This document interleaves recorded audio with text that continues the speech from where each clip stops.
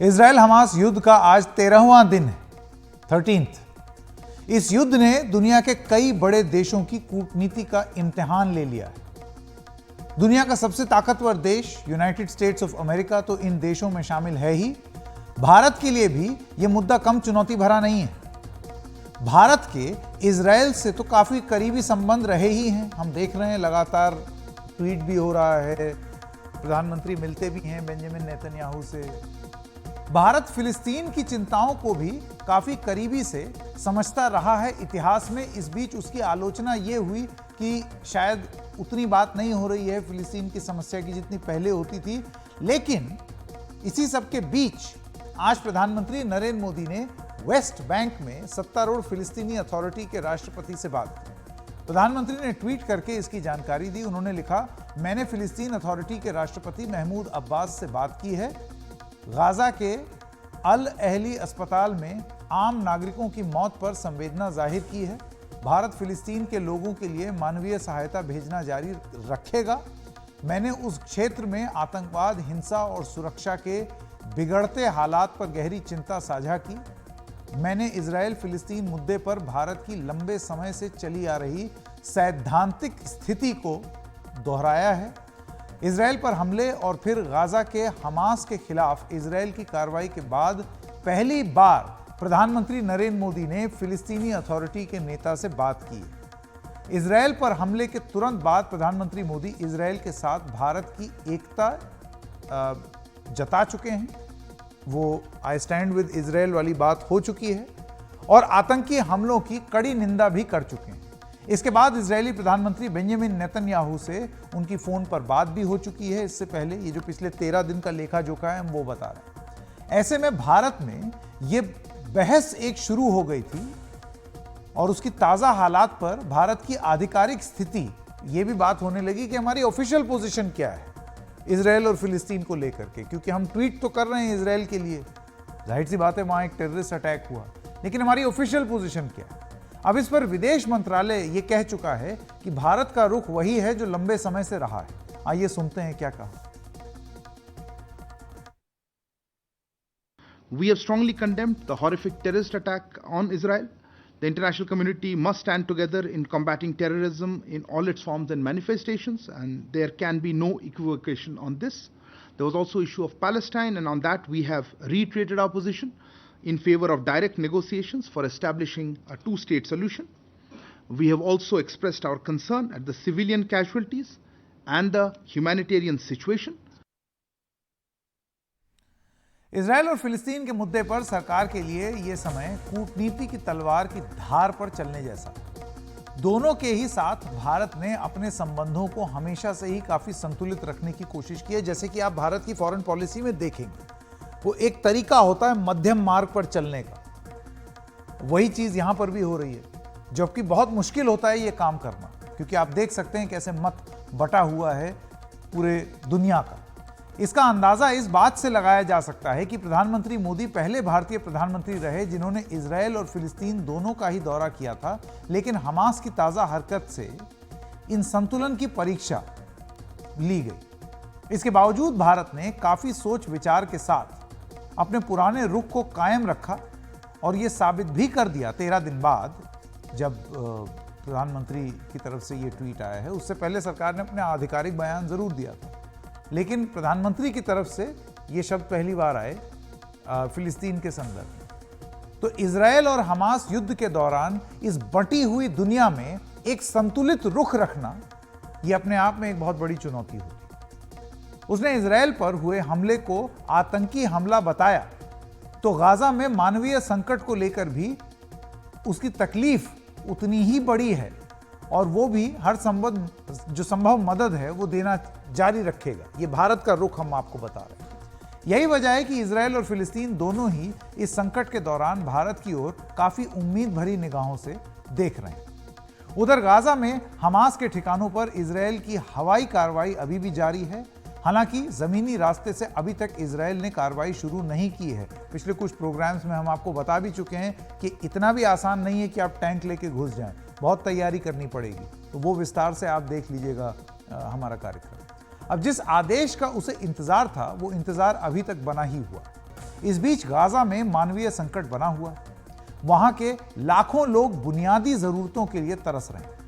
Israel के ultimatum के बाद 6 लाख से ज्यादा लोग उत्तरी गाजा से अपने घर बार छोड़कर दक्षिणी गाजा की ओर चल रहे हैं। बल्कि यह कहा जाना चाहिए कि गाजा के लाखों अपने घर को उजड़ते हुए देख रहे हैं, पलायन कर रहे हैं। उनकी जिंदगी जैसे उजड़ गई, बिखर चुकी। वो अपनों को पहले तो हमलों में खो रहे हैं और फिर खाना पानी जैसी बुनियादी जरूरतों के अभाव में खो रहे हैं। उनकी हालत क्या होगी ये कोई सोच भी नहीं सकता। एक मानवीय संकट दुनिया के सामने ये प्रस्तुत हो रहा है गाजा में, जो बमबारी हो रही है उनकी तस्वीर के बीचों बीच। इस तनाव के बीच एक हल्की राहत की बात यह रही कि अमेरिका के दखल के बाद गाजा की मिस्र से लगी सीमा से कुछ मानवीय मदद भेजने का रास्ता अब खुल गया है।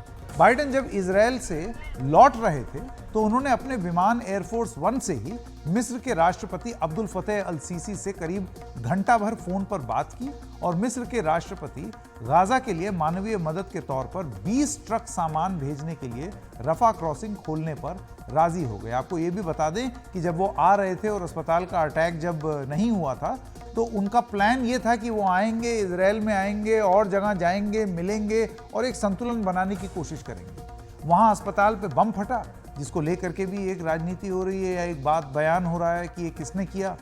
उसके बाद उनका दौरा कुछ ये माना जाने लगा फ्लॉप सा हो गया, कहीं जा नहीं पाए। लेकिन फोन पे बात करके वो अपनी एक उपलब्धि ये जरूर गिना सकते हैं कि देखो हमने एक मानवीय पहलू को देखते हुए एक बॉर्डर तो खुलवा ही लिया। बाइडेन इससे पहले इजराइल सरकार से भी अपील कर चुके थे कि वो लोगों की जिंदगी बचाने से जुड़ी मानवीय मदद को मिस्र के रास्ते यानी कि इजिप्ट के रास्ते भेजने की इजाजत दे, बशर्ते ये मदद आम लोगों तक पहुंचे, इसे हमास के लड़ाके न छीन लें, जो कि आरोप लगता है होता आया है वहां पर गाजा में। हालांकि बमबारी से रफा क्रॉसिंग का रास्ता काफी खराब हो चुका है और ट्रकों को भेजने से पहले सड़क दुरुस्त करना बहुत जरूरी होगा, जो शुक्रवार तक हो जाने की उम्मीद है। पहले चरण में अभी 20 ट्रक की ही बात है, लेकिन रफा क्रॉसिंग पर सैकड़ों ट्रक राहत का सामान लेकर के खड़े हुए हैं। दुनिया भर की संस्थाओं के अलावा तुर्की, कतर, संयुक्त अरब अमीरात, रूस और कई और देशों ने गाजा के लोगों के लिए राहत सामग्री भेजी है, जो मिस्र की सीमा में ही अटकी हुई। अमेरिका के राष्ट्रपति जो बाइडेन 7 घंटे के छोटे से दौरे के बाद अपने देश लौट गए, लेकिन यह उनके राष्ट्रपति रहने के दौरान सबसे नाकाम दौरा यह माना जाएगा। उन्हें जॉर्डन भी जाना था, जैसे कि अभी थोड़ी देर पहले हम बता रहे थे, और भी जगह जाना था, लेकिन जॉर्डन ने उनका दौरा रद्द कर दिया। पुराने कार्यक्रम के तहत जॉर्डन में जो बाइडेन को वहां के किंग अब्दुल्ला द्वितीय, मिस्र के राष्ट्रपति अब्दुल फतेह अल सीसी और फिलिस्तीन के राष्ट्रपति महमूद अब्बास, इन सबसे मुलाकात करनी थी। लेकिन गाजा के अस्पताल में जो धमाका हुआ, जिस पर हम आपको बता रहे हैं कि सब लोग अलग अलग, इजराइल कुछ आरोप लगा रहा है, गाजा के लोग और वहाँ की जो सरकार है वो कुछ आरोप लगा रही है।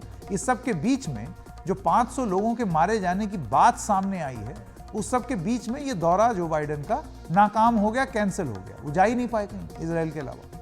ये अलग बात है कि लौटते वक्त अपने विमान एयरफोर्स 1 में बाइडेन ने पत्रकारों से कहा कि वो अपने काम से संतुष्ट हैं, खास तौर पर गाजा में मानवीय मदद का रास्ता खोलने के मामले में वो कामयाब रहे। बाइडेन ने इस दौरान गाजा में मानवीय मदद के लिए $10 करोड़ देने का भी ऐलान किया, लेकिन साथ ही ये भी साफ किया है कि हमास इस मदद पर नजर न डाले। Let me be clear. If Hamas diverts or steals the assistance, they will have demonstrated once again that they have no concern for the welfare of the Palestinian people. And it will end.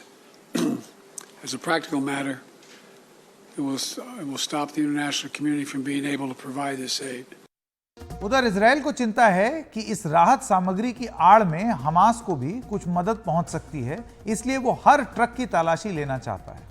Israel के रुख के कारण ही अभी तक मिस्र ने रफा crossing नहीं खोली। मिस्र को यह भी चिंता है कि गाजा से शरणार्थी उसके यहां घुस सकते हैं, लेकिन उसे वो फिलहाल रोक सकता है। बड़ा सवाल राहत सामग्री भेजने का है। इस सिलसिले में बाइडेन ने इजरायल के रुख को थोड़ा नरम तो किया है, लेकिन इजरायल अपने बंधकों की सलामती और वापसी पर जोर दे रहा है। यही वजह है कि इजरायल अपनी जमीन से गाजा में मानवीय मदद नहीं भेजना चाहता। עניין החטופים. העברתי בפני הנשיא ביידן 3 דברים. ראשית, דרשתי את החזרת החטופים, ואנחנו עובדים יחד להחזרתם בכל דרך אפשרית. שנית, עד להשבתם, אנחנו דורשים ביקורים של נציגי הצלב האדום אצל חטופינו. שלישית, לא נאפשר סיוע הומניטרי של מזון ותרופות משטחנו לרצועת עזה.